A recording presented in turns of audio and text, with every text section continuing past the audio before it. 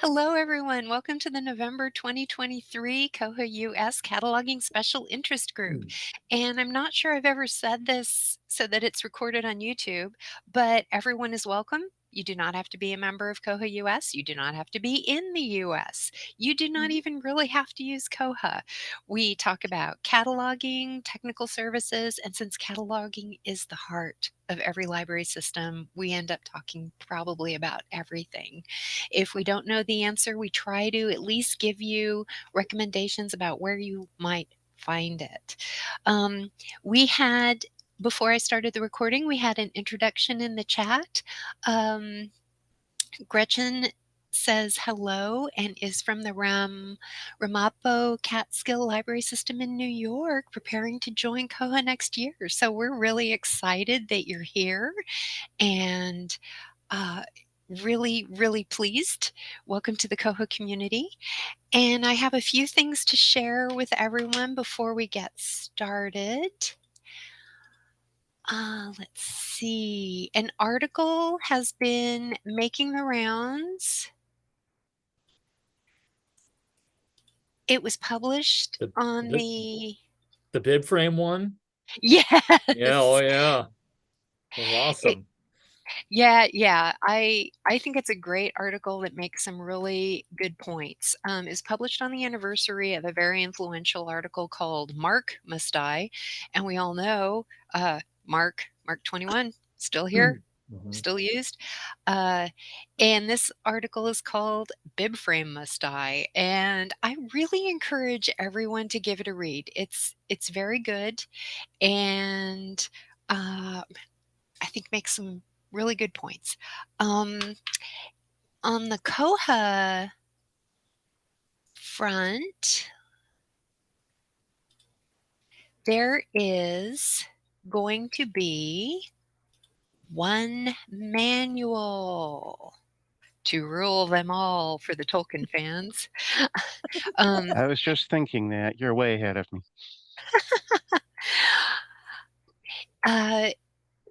Rather than having all the different manuals for all the different versions, which have been a challenge to maintain, I understand. I did tune into one of the development meetings.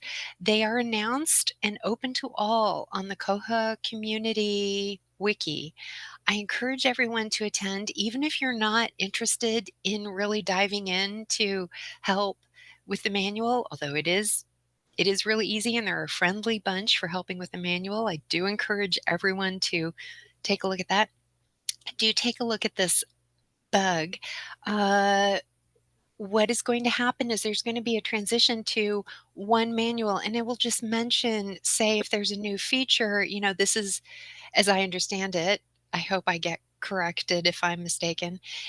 Say there's a new feature, it'll say, available in version blah, blah, blah, blah, blah on, something like that.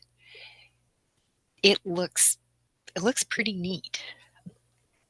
And I know it'll make my life easier because my system, I have a little on the left, using the news feature for the staff, pointing to manuals. I have to update that every time we move to a new version. It'd be nice to just have the one version.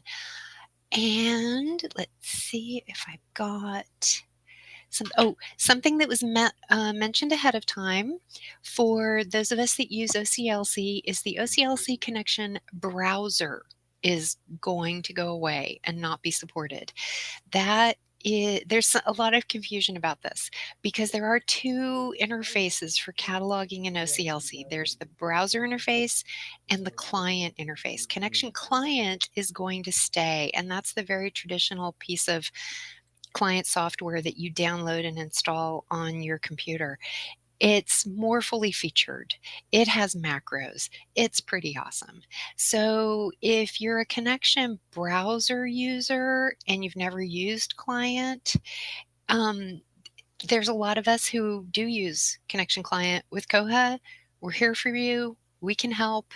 Come ask questions. Try the browser interface.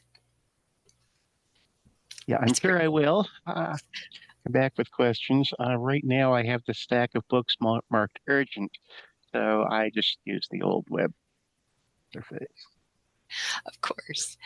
And OCLC Classify service is going to go away, and Lauren has mentioned her libraries depend on that heavily. Many do. I use LibraryThing for my personal library, and I'm finding that the classification suggestions for LC classification and Dewey classification in the LibraryThing records have gotten really good for what I've seen. Other people's experience may differ. If you are, if that's a service you use and you're looking for alternatives and finding alternatives, let us know. And I think, let me see. I think Aida's here.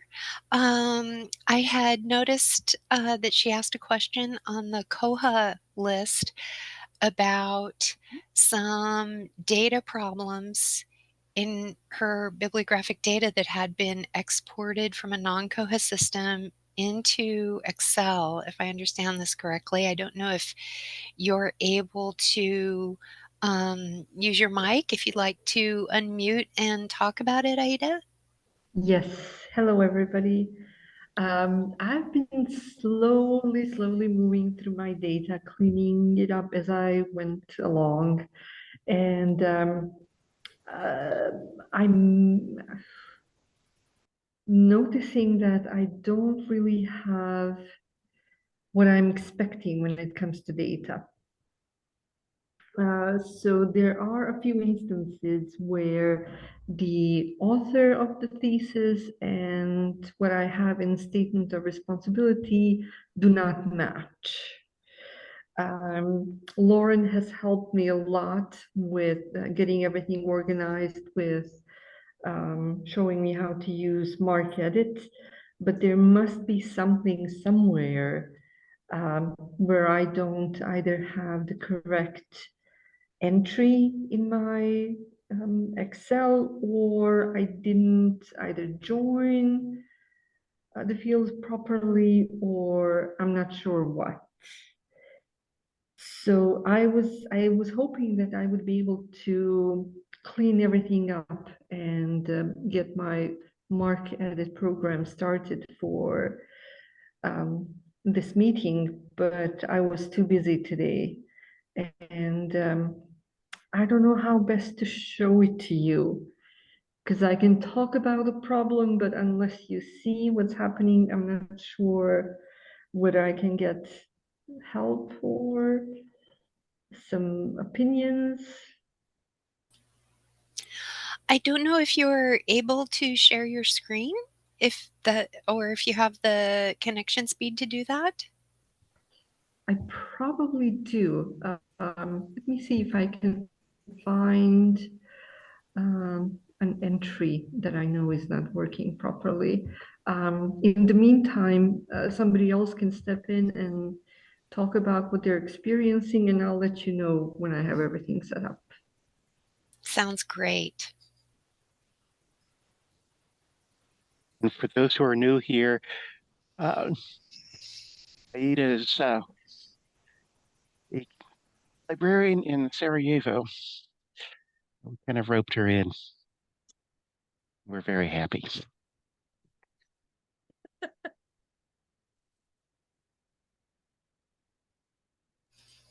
And she's part of the unsupported club. Yes. That Fred and I are members. Yes. Well, unsupported, that is, all support you. Everyone is here to support you as best we can. Yes. Without a formal support agreement. Yeah. Yeah. It's more like, okay, can somebody tell me how to do this, rather than, could you please do this to our catalog? Yeah. We can't write a ticket for someone else to do it. We have to do it. We That wouldn't work. write tickets for ourselves. Yeah, let's see. I used to have all sorts of post-it notes on my monitor. The only one that's left is Learn Docker. Okay, I'm ready. I can share my screen and show you what I see. Yes, please. Okay, I think this is the one. Okay. We are seeing it. Yes. So as you can see, the author of this thesis and what I have in 245C don't match. So this should be Nisvet Behrem instead of Nerma Bashtalia. So I'm not sure how that happened and how to correct it. What does your spreadsheet say for that record? Let me look it up.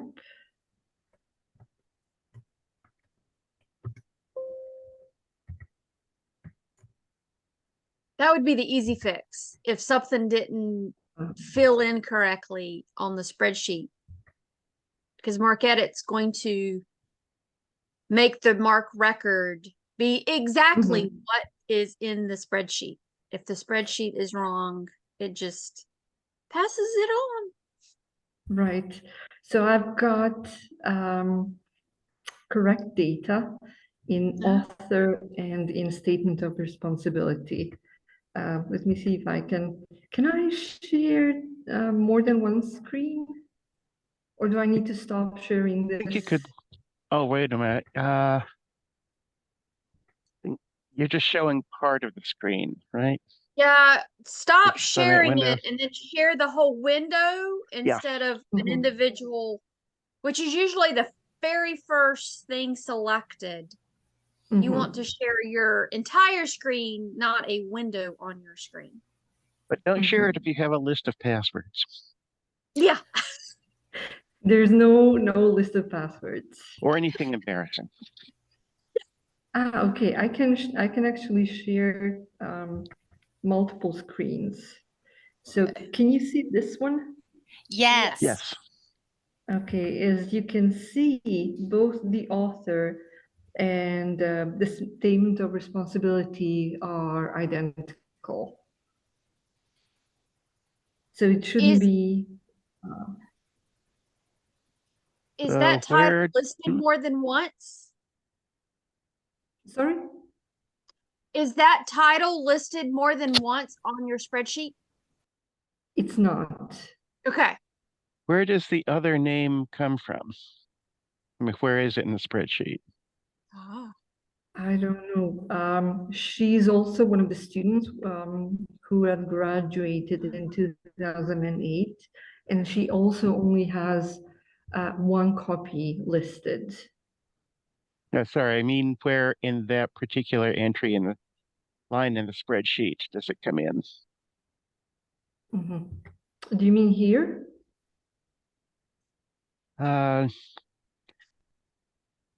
Where is Koha, or rather MarcEdit, getting the contributor name? Where from that entry in the spreadsheet? I'm not sure. I'm not sure because hold on, let me find the student again. Because both of these fields are what they're supposed to be. Okay. Can If you scroll, yeah. Yeah, scroll over. I'm wondering what that first record of what the MARC record looks like that MarcEdit created from the spreadsheet to MARC. But before you do that, could you scroll slowly to the right of spreadsheet so you can see what else is in there?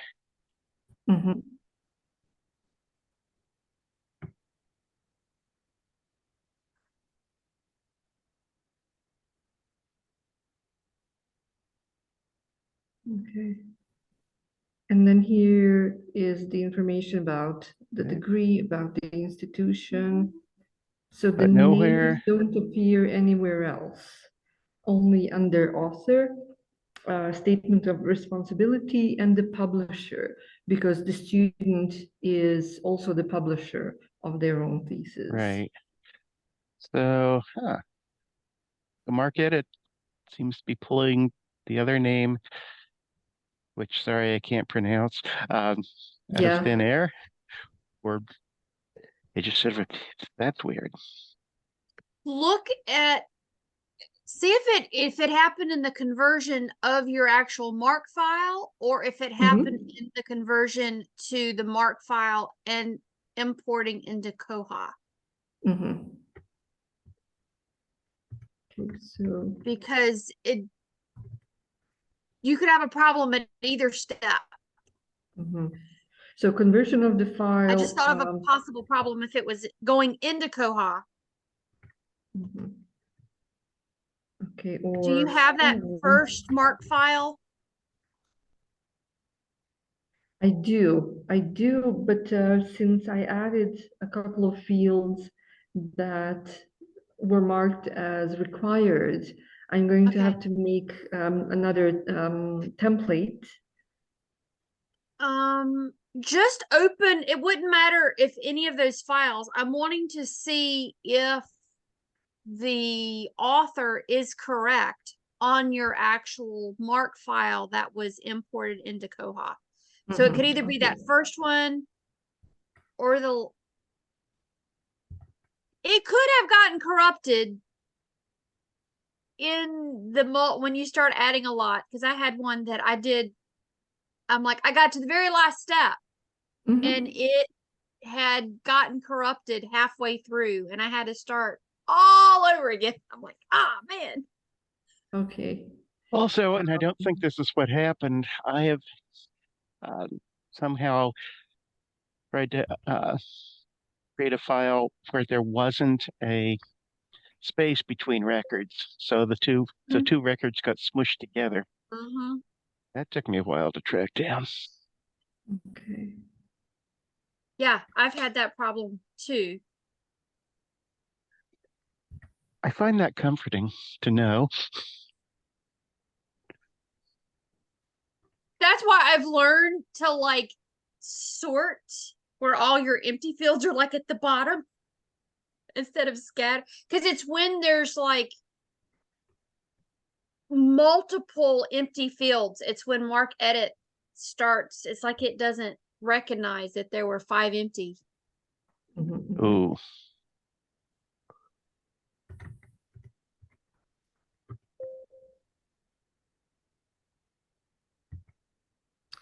Okay, I'll stop sharing this and show you the MARC file.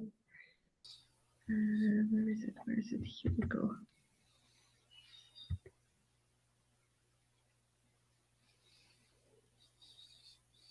All right, so I have Nerma's record here. I couldn't find Nisvet here.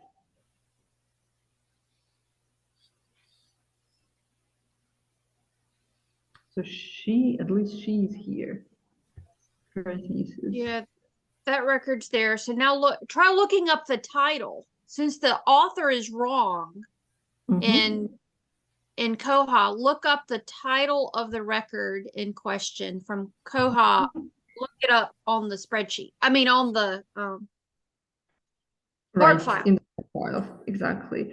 So the record of her thesis is correct both here and in Excel. But I cannot find Nisvet here in the MARC file. So something's getting lost somewhere. If I try finding his name, I get nothing. How about find all? Yeah. Find, I think, only looks on the first page, and find all looks on all the pages. It took me a while to discover. Okay.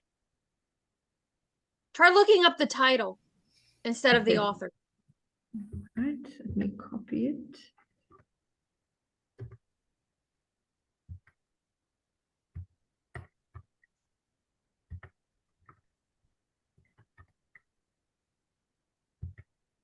Not found. If it's not in the MARC record, then it couldn't have been imported. Or this isn't the MARC record that you imported to get that record into Koha. Yeah, that's what I was starting to think. Huh. So you're needing to find because the problem could be happening in the conversion from Excel to MARC. I almost wonder if your authority settings are set and you had one author that was in your authority file and the second author was not in your authority file when you imported into Koha, if that would overwrite your authority file because it wants to do the one that's there instead of the one that's extra. But I am new to like the world of authorities. All I know are things that could go wrong with authorities. I'll have to check Not authorities then. how it's supposed to work. You're ahead of me. Check the authority file. Is there anything else I should be checking? I already wrote down to check whether I have the correct file. I'll see whether this got saved in another location and if I used an old version or something. Yes. What I would recommend is find the exact MRC file you uploaded and then use MARC Breaker and see what happens. Okay. Stranger things have happened. Yeah. I've done them. I know. But it's funny because the majority of records I've imported are okay, but occasionally something like this pops up. And I do remember that I added the thesis supervisors to authority files, to the authority module, and I'll have to check whether I added some of the students as well. I don't remember whether I did or not.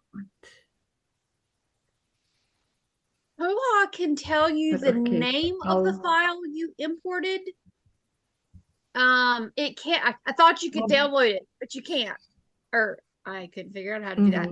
I have not but figured knowing either. the names that you have imported, or even just like going, do you know how to get to that page to look at the files you imported in Koha? I'm not sure, but I've named all my files MARC21 _2008 output, 2009 output, and so on and so forth. Do you still have the files in the Manage Staged Records page? You could look up the MARC record there.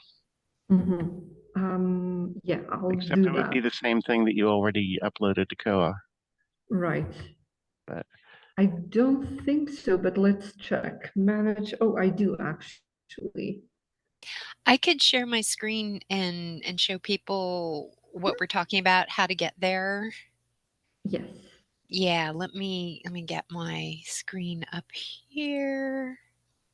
And something that I learned the hard way, that after you've imported it and you're good to go and you don't want to undo your import, you need to clean the record. Otherwise, it stays in your reservoir and it shows up as 2 records, even though it's not. Okay. So I learned that the hard way. Is like, the key. why are they putting it on the wrong record? So I'm showing my managed staged MARC records screen to show people. The reason why mine just says web services, I use the gateway from OCLC, but yeah, if you imported, I mean, I happen to be doing a bunch of those. If you import files of MARC records, bibliographic or authority, then you'll see the file names listed there.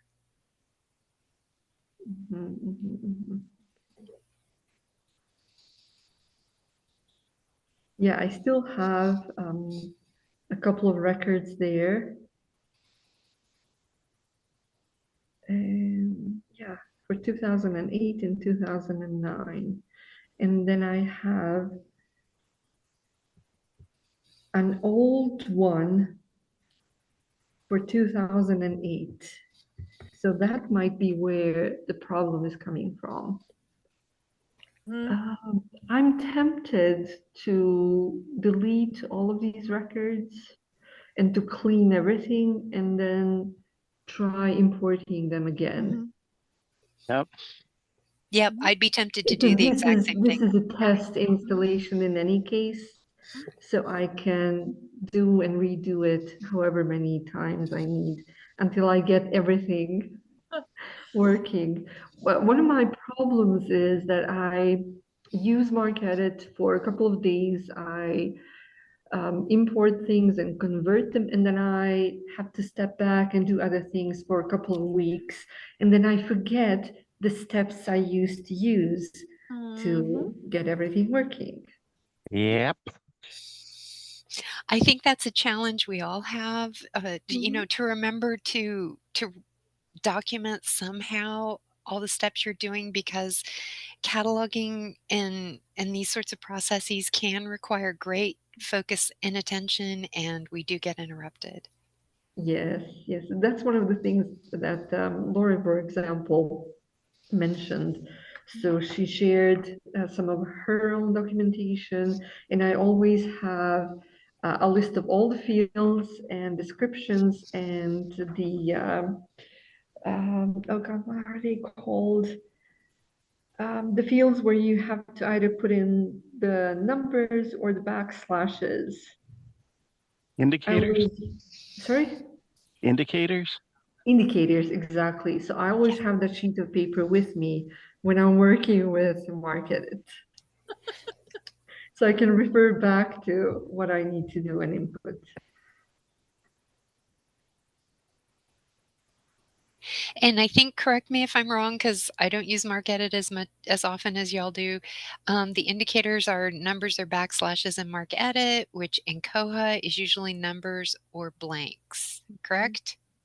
Correct.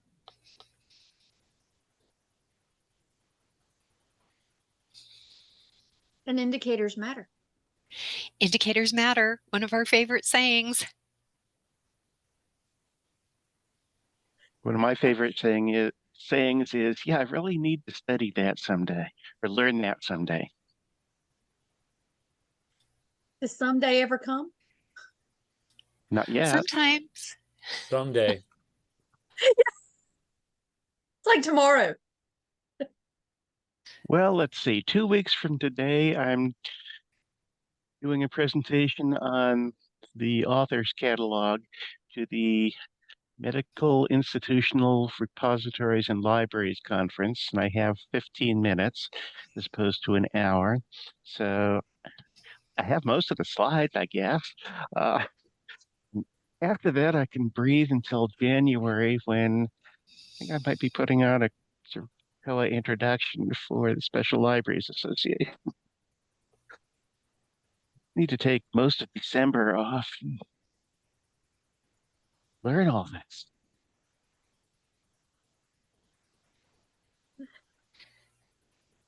Well, let us know if you need any, you know, beta testing audiences. Thank you. Well, let us know how it's going, Ada, and what you discover and what you find. I will, thank you.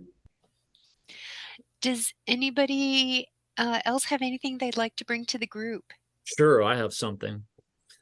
So I've been dealing with a mega headache importing things from OCLC. And my counterpart here, my colleague here, is having lots of trouble importing authority records from Backstage.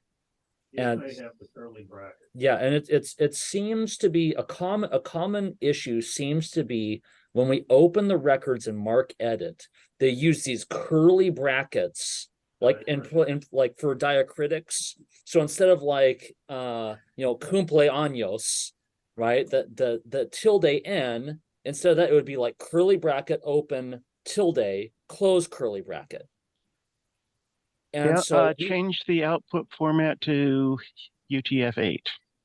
no, it That didn't doesn't. work? I've tried it. We've tried going in and like doing an extra layer of processing in MarcEdit to change it from a curly bracket to a square bracket.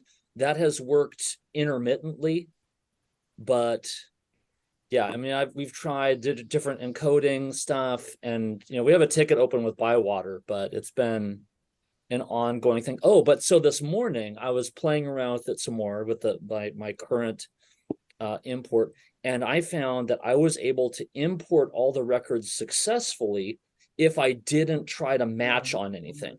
Right? Usually when we import from OCLC, or when I import from OCLC, I match on the ISBN loose, and it has worked fine for almost as long as I've been using it. The 010 for authority records? No, this is for bib records. Oh, for bib. Okay. Yeah, but no, Thank I mean you. he can't match on the 010 for authorities either. Oh, But so like matching on the ISBN loose, that would it would stay importing, or it would just go to failed. But it'd be like 29 records, and after 8-9 hours, it still just says importing and nothing's in. But so this morning, what I did is like, well, I'm just going to experiment with this a little bit more.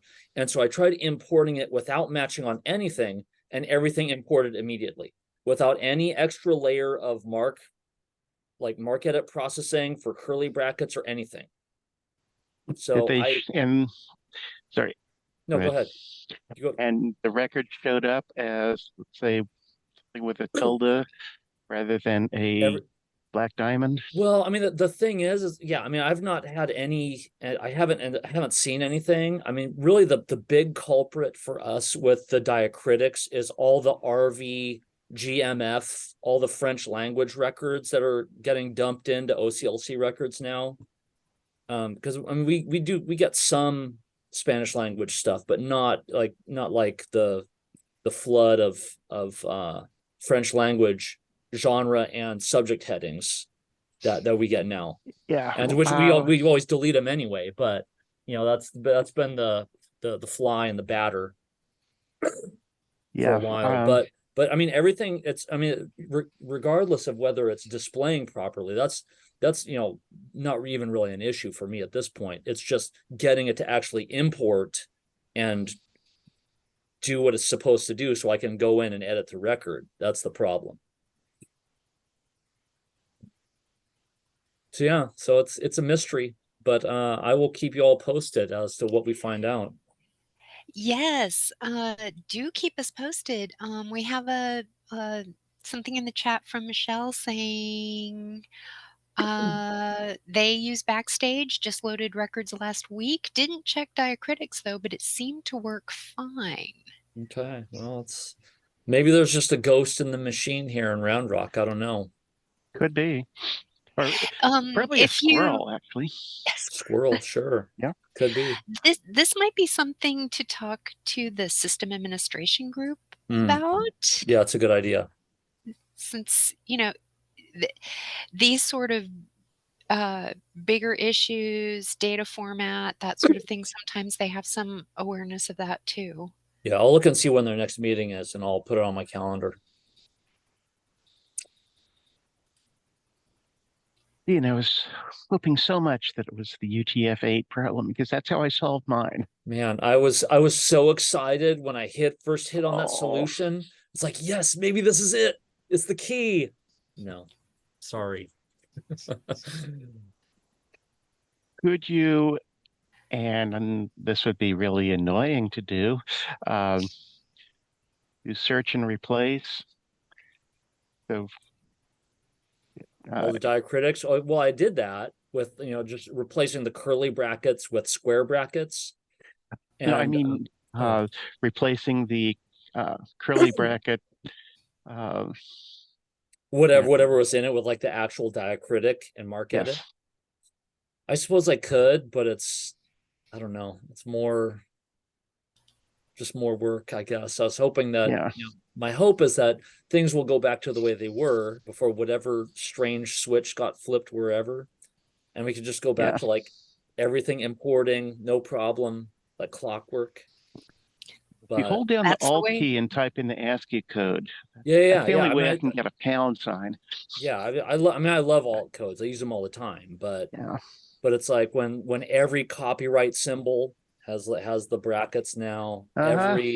every accent, every whatever, it piles up again, especially with all the, I mean, and I did a little bit of that, like when I was starting to do the replace the brackets. It's like, well, I'm just going to delete all these RVMGF or RVGMF fields, and that, you know, again, it's like it's inconsistent in its effectiveness.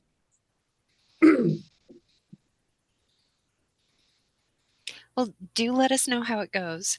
I had Sure. another thought, perhaps the consortia group as well, since a Hmm. lot of large consortiums are multilingual in their data. Oh, okay. Okay. Yeah, that's a good idea. Thank you. Michelle from CLAMS Library Network says it would be nice if we could limit the thesauri that's imported. Yeah, well, That can go be ahead. done, I think, with the templates for importing. Yeah, yeah. And there's something, because we use the OCLC Express, we don't use like the full client or anything. And I know in like on the preferences page, there's a place where you can exclude mark fields and subfields from your export, but I don't know if I could exclude like a specific, specific text within a subfield. But I don't want to exclude all 655 subfield twos. I only want to exclude certain ones. But so I've tried to reach out to OCLC, but it's been slow having them get back to me. Like, oh, it's one of those Express users. They can just sit and sweat for a while, maybe. I don't know. They need to give us I've more money, and we'll respond faster. Yeah. I've found that sometimes a good old-fashioned voice call to OCLC support Hmm. helps. Is Okay. Yeah, it can be very responsive. All right. Well, Also, thanks for, yeah, go ahead. perhaps ask on the main Koha email list Mm, too, because I know Anne Ryan is there and she has so much experience with templates. She's in New mm. Zealand and her company works with many types of libraries and she uses a lot of MARC modification templates for imports and has experience with a lot of different languages of records. Okay. Yeah, well, thanks. I'm making some notes to myself here. Yeah, and do let us know how it goes. Yeah, I will hopefully when we sleuth out a solution, yeah, I will definitely let you all know. Cool. Thanks, everyone. Does anybody have anything else they'd like to bring to the group?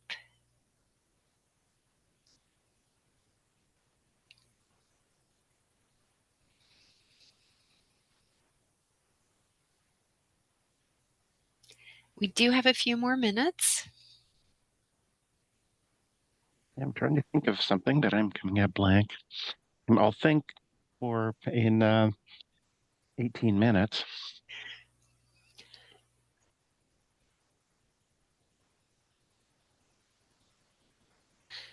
Got a little one. Of course. Yeah. So this is just more of a general thing. So I came to the Round Rock Library in 2018, and I think we had migrated to Koha in 2016 or 17. And my predecessor, I guess when we were setting up our system, she had done all this research into whatever and determined that instead of UTF-8, which is the default, we should use the MARC-8 encoding for Koha instead. And I see on on the import things that the UTF-8 is the default. And so I was just kind of trying to think through and talk with people here about, well, why would that be the case? I mean, unless, because I don't remember what the before we moved to Aspen, I don't remember the name of the OPAC we used. I don't know if there was what was our OPAC that we used before? Horizon. So I don't know if it was like something like a communicating between those two. But so it's, all this stuff, this other import issue has me wondering, like, well, should we just move everything to UTF-8 because whatever issue happened in the past is gone, or what? I don't know. Any thoughts on UTF-8 versus MARC-8? I know we have to use MarcEdit, otherwise we get those little black diamonds. Right. I had to have the exact opposite. Mm-hmm. Get the black diamonds. They went away when I switched to UTF-8. Which I imagine it has a lot to do with the source of your MARC records too. Right. Yeah. My source for the MARC records was, well, all the original ones was our Horizon catalog. Okay. Well, I'll keep doing some digging and researching, and I don't know. I'll keep muddling around in the dark. It's what we do. We muddle together. It is. Yeah. Yes. Yeah. Someday when you're really bored, you can search on the black diamond and then add that to a list and start editing one by one. You can search on Black Diamond? Yes. Ooh. Okay. What I did was find a record with the black diamond and just copied and then paste. Okay. Yeah, it's good to know. We'll have to look up the alt code for a black diamond. Yeah. Can't remember.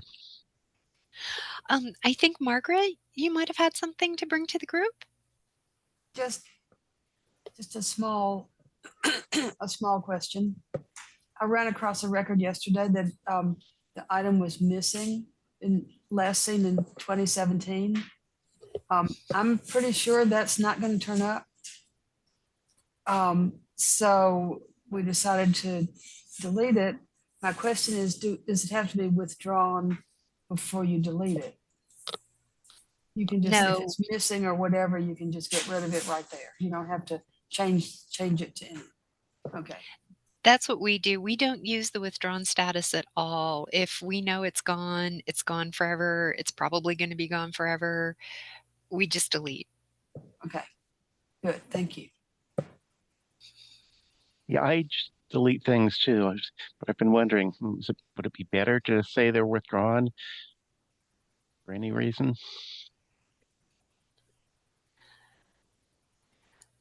And we have in the chat,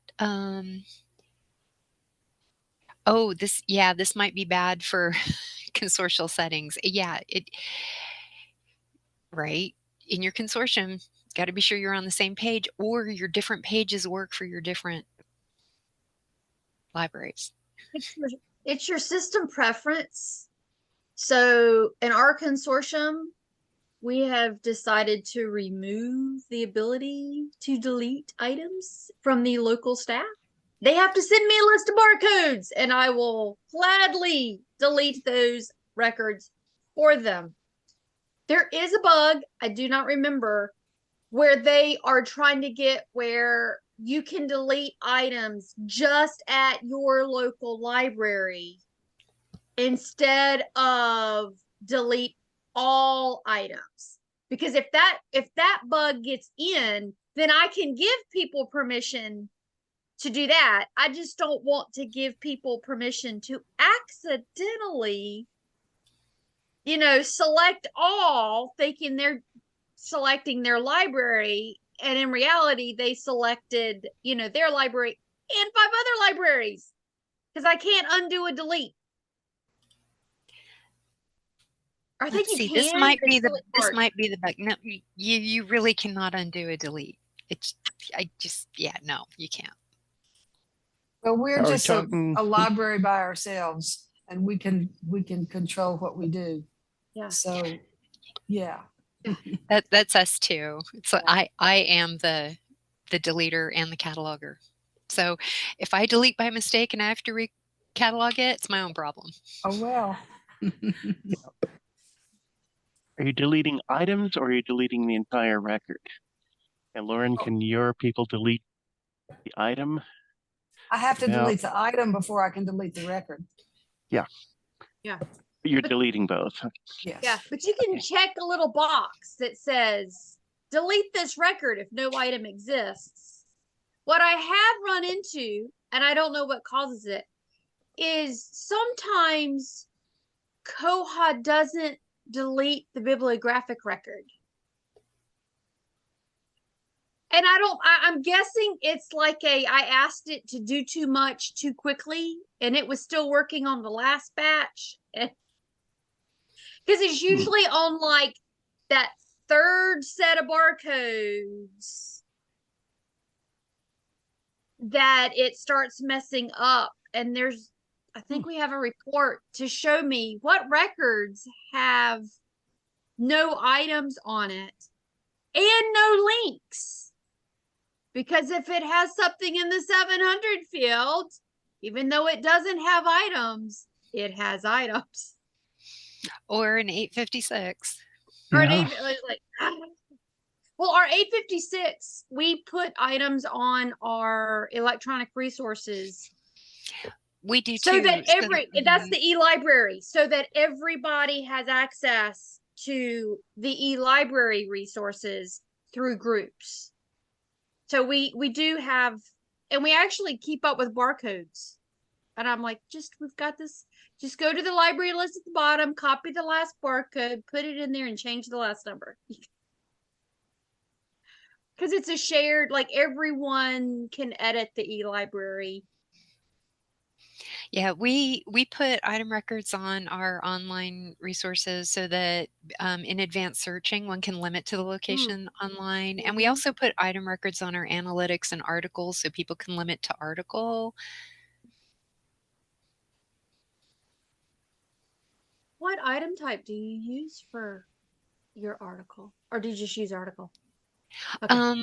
We use the code is analytic. And then I believe the item type is article. Let me take a look.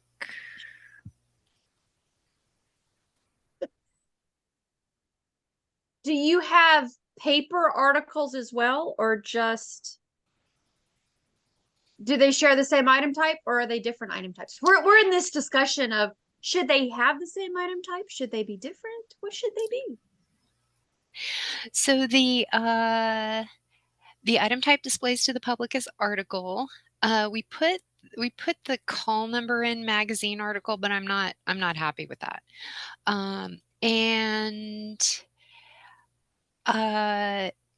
If it's an off print or a reprint, so we have a physical thing, then that's a book. That's it. Okay. Yeah.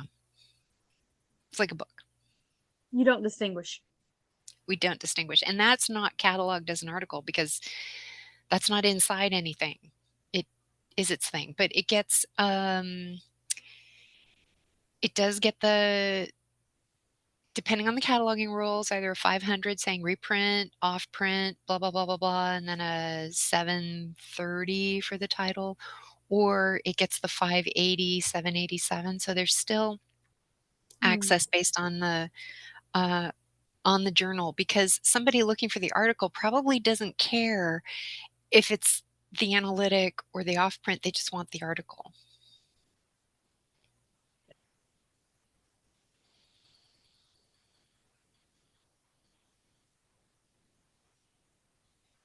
And you can, sometimes we go a little weird, and I'll put them both on one record, which it's not standard. You're supposed to have your off print here and your analytic here, but sometimes we'll just put them on one record. It's okay, we've got an off print too, and we've got, just, you got to make it work so people can find things.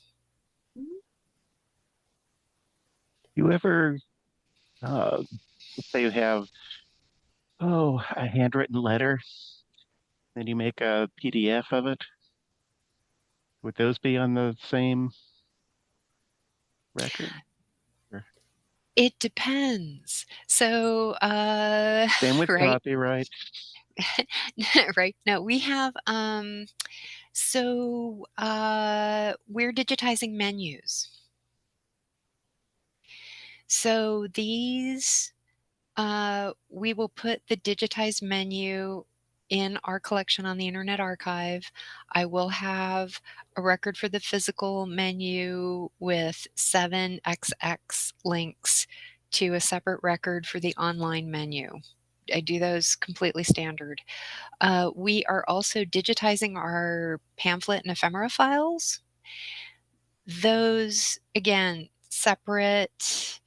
The images are being hosted on Koha. So in OCLC, there's a note saying on the electric record, doing electronic record, physical record, on the electronic record saying the images are located here in the keys catalog with the link. But some things, I believe, like we've cataloged some book plates that are inside items, inside books. That would just get a little too weird. So sometimes those are on the record. I pretty much do what my reference librarian wants.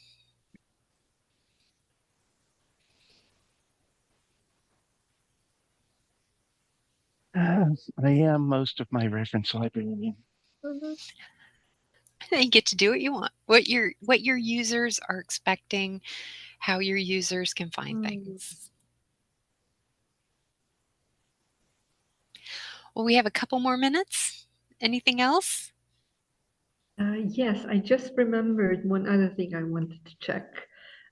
Most of our theses are just single copies that were submitted by the students before their defense. But sometimes the committee members also bring us multiple copies of those theses. And I was wondering, would it be better to import just the single records and then add multiple copies, multiple items later on? Would that keep things simpler? I see several of us nodding. That's what I would do. Koha, when you're importing, it you can import, but you would be another copy. You'd be overlaying your bib record and adding the copy, and it's a complete bib record overlay, and that can cause problems. So when I'm getting more copies, I just go to Koha, and you can the features to in the edit items to add the other item, and you can add multiple copies. They work really well. Yeah, All right, and so if there I can, yeah, go ahead. if there is a difference between the two copies, or you want to distinguish between the one that the student brought and this one was brought by this faculty member and this by this faculty member, you can make a note in the 952Z, and you can edit the framework to allow for multiple Z fields. Or you can have a non-public note in the subfield X. That too. Either one. Mm-hmm. All right, I'll make a note of that.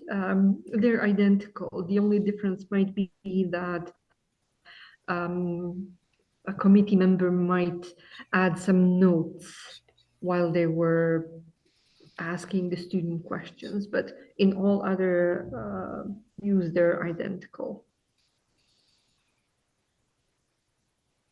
So, yeah, but if let's say you wanted, this one has sweat, there's watermarks from all the droplets of sweat from the person being examined because it's a rough exam.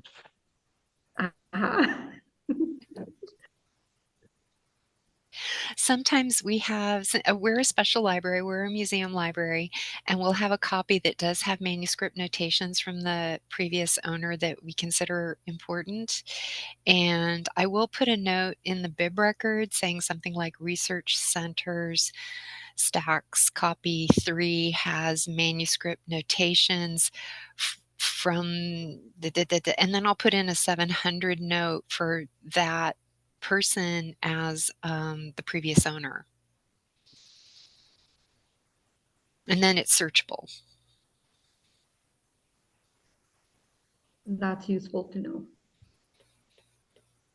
And we use the subfield E for a relator term in the 1XX or the 7XX. So we can then say, you know, a person, subfield E, previous owner, subfield E, author, subfield E. You can, there are some standard terms recommended, but you can say, you can do whatever you want. You really can. In a, you know, committee member, advisor.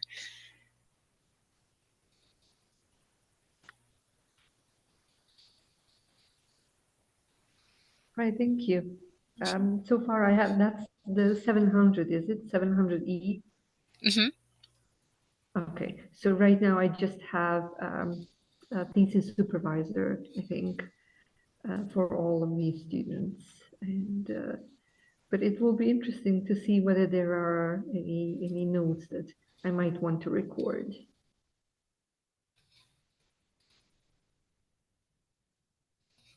Let's see, I'm looking for a record before we go that might, where we might use that.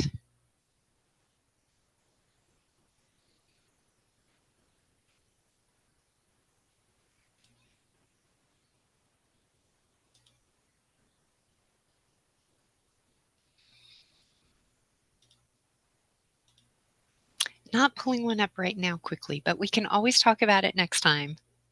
I have one sort of. I'm not sure where I put the note.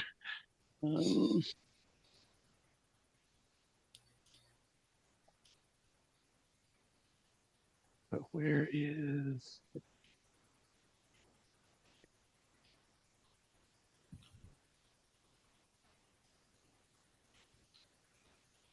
Let me share my screen.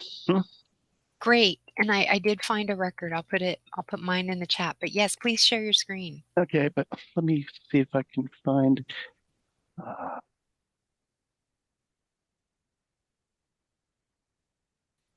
well, okay, this isn't what I really wanted to, or what I had in mind.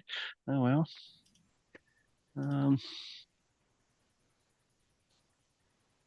But somewhere in here, there is the note inscribed by author, and then I have the half title page with the inscription as a local cover image.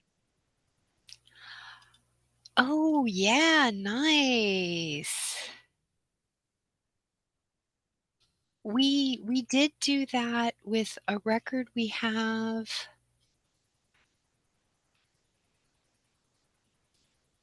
Yes. Kenichi Hori, Japanese man who sailed alone across the Pacific, inscribed a copy of his book to us, and we did put the images, and he drew a little sailboat. It's wonderful. Nice. All right, with that, I'm going to wrap it up and end the recording, and thank everyone for coming. It was very interesting and fun as always.